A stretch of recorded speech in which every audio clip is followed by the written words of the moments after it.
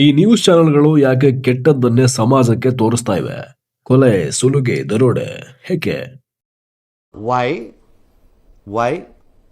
I don't understand.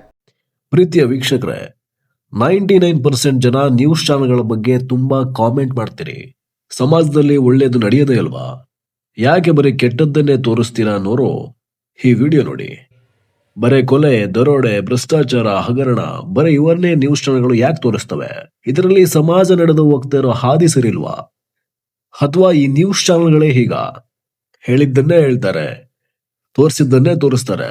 Rudra Prasanna ಮೈಸೂರಿನವರು ಹೇಳಿ sir. Sir ನಾನು ರುದ್ರಪ್ರಸನ್ನ. Day 3, ಹೇಳಿ. ರುದ್ರಪ್ರಸನ್ನ. day 4, later, ರುದ್ರಪ್ರಸನ್ನ. many months later. ರುದ್ರಪ್ರಸನ್ನ. ಸಣ್ಣ ಪುಟ್ಟ ಚಿಕ್ಕ ತಪ್ಪುಗಳನ್ನ ಕೂಡ ಬಿಡದೆ ತೋರಿಸ್ತಾರೆ. ಯಾಕಿಂಗೆ? ಸ್ನೇಹಿತರೆ, ನೀವು ನನ್ನ ಕೇಳಿದ್ರೆ ಸಮಾಜ ಸರಿಲ್ವೋ ಅಥವಾ ಈ ನ್ಯೂಸ್ ಚಾನೆಲ್ಗಳು ಸರಿಲ್ವೋ ಅಂತ? ನನ್ನ ಪ್ರಕಾರ ಈ ಸಮಾಜದ ದೃಷ್ಟಿಕೋನ ಸರಿಯಿಲ್ಲ.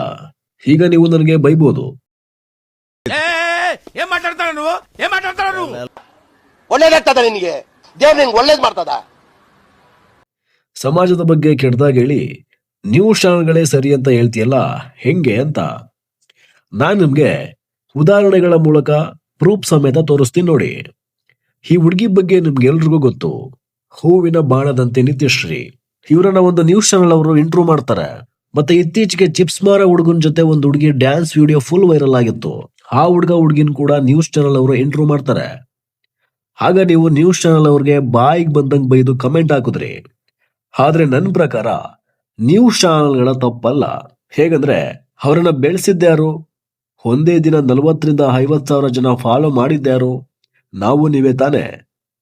ನೀವೇನಾದ್ರೂ ಅವರನ್ನ ಫಾಲೋ ಮಾಡ್ತಾ ಇದ್ರೆ, ಅವರನ್ನ ಬೆಳೆಸ್ತಾ ಇದ್ರೆ, ಈ ನ್ಯೂಸ್ ಚಾನೆಲ್ಗಳು ಯಾಕೆ ಅವ್ರನ್ನ ಇಂಟ್ರೂ ಮಾಡ್ತವೆ?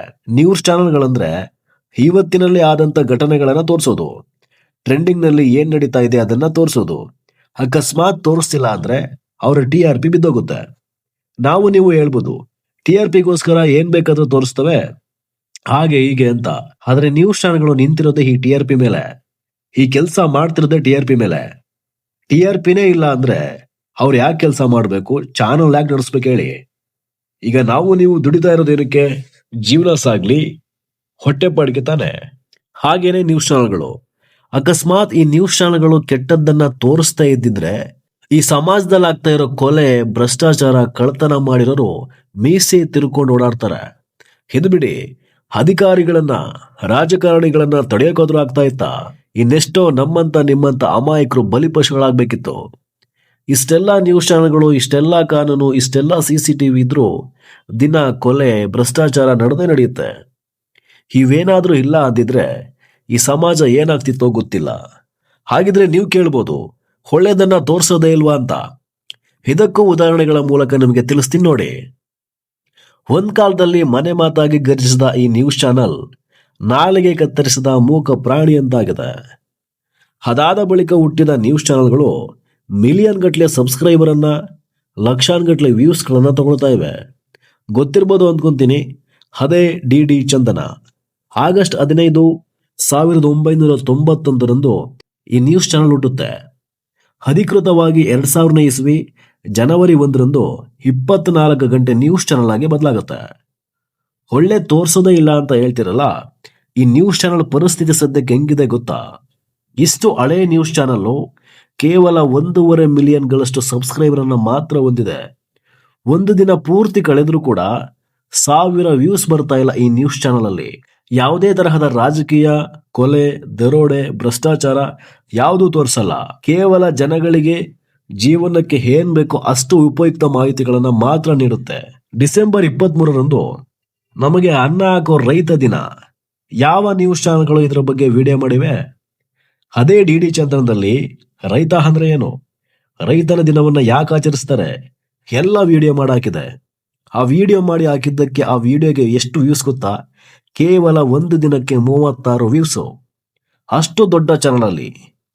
ಈಗ ನೀವೇ ಹೇಳಿ ಸ್ನೇಹಿತರೆ, ಒಳ್ಳೇದಕ್ಕೆ ಬೆಲೆ ಇದೆಯಾ?